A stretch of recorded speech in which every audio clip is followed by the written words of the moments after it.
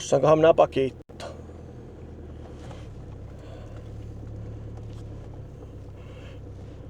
Kaveri on rukkikuski, niin se sanois, että kyllä se sihteeri tulee sen pakittamaan, jos ei rahtari jossain itse pakittaa. Aika äkkiä vaikuttaa, tuo lähtee menemään aika nopeasti johonkin suuntaan. On sen verran kappea tuolla perässä, että se kun tulee näkyviin, niin se on jo melkein niin kuin ylimenossa sillä.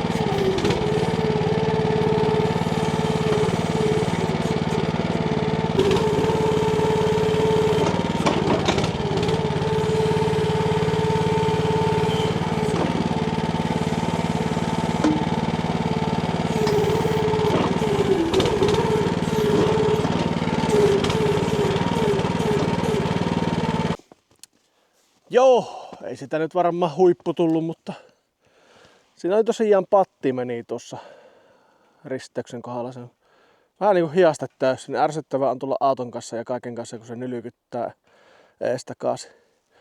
Aika kovaa oli jo tuosta, mistä autolla kuljettu, että rauttaa rupeaa olemaan. Mutta tuolla, missä ei ollut, niin sieltä lähti ihan nätisti. Pitäisi napata siitä jalat poikkeen ja pistää puomi paikalle ja vetäistä se pilttuus.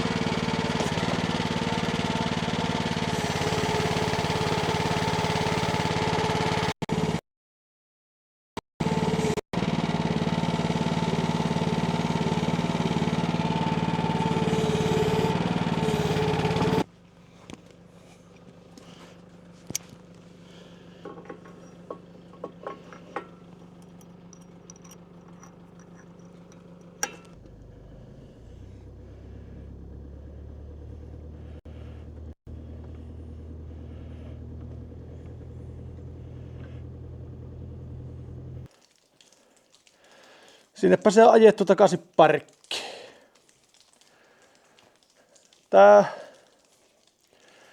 Meillä on tosiaan vähän routtaa tuolla, mutta saatiin nyt vähän tasoiteltua sitä risteystä. Ja onpahan nyt kokeiltu se kuljetusasentoon laittu.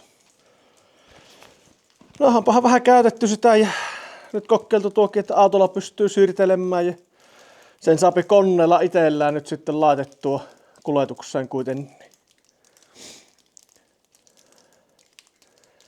Tuo alarunko on kyllä melko symmetrinen, että minä en tiedä miksi tuolla vetopäälle ei ole voitu tehdä molempiin päihin vaikka reikiä. Että sen pystyisi kääntämään. Ei tarvitsisi periaatteessa pyöriä ja noita kääntää.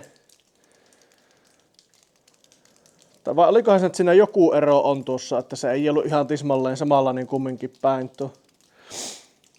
Nyt en muista, on niin pitkä aika kun on kasannut vuosi sitten sen. Mutta tämmöistä kaivelua. Ei ole ammattikone, ei ammattimies, mutta kyllä sillä vaan kaikkia pientä touhuille. Tätä joku kysyy tätä kuljetusasentoon laittoa ja miten se onnistuu. Niin innostunpa tästä nyt tekemään sitten videon siitäkin. Kommenttikenttä on tuolla alla vappaa. Heitähän kommenttia, onko kaivuulaitetta omassa käytössä tai muuta. Ja onko harkinnassa tämmöisen osto. Mutta eipä mulla tällä erää tämä ihmeempi ja palataan tuossa taas aiheeseen. Morjens!